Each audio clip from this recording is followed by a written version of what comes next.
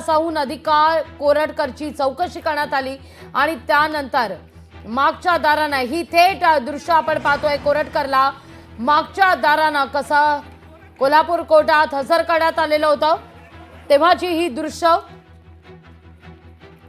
Exclusive दृश्य आपण या क्षणी पाहतोय।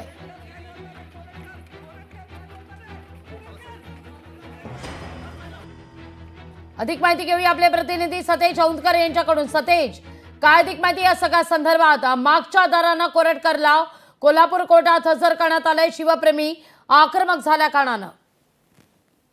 नक्कीच लागवी, आपल्याला माहिती की प्रशांत कोरटकर या व्यक्तीनं छत्रपती शिवाजी महाराज, छत्रपती संभाजी महाराज यांची खरं तर आक्षेपार्ह वक्तव्य करत पडलेली आहे की जेवतून या सगळ्या प्रकरणामध्ये तब्बल 1 महिन्यानंतर प्रशांत कोरटकर हा कोल्हापूर पोलिसांच्या अटकेत आहे, तो आज आहे। आणि हे सगळं पाहिल्यानंतर शिवभक्त आहे ते आक्रमक झाल्याचं पाहायला मिळालं। सकाळी 7 वाजल्यापासून जुना राजवाडा पोलीस ठाण्याच्या दारात हे सगळे शिवभक्त आहेत ते एकत्र जमायला सुरुवात झाली।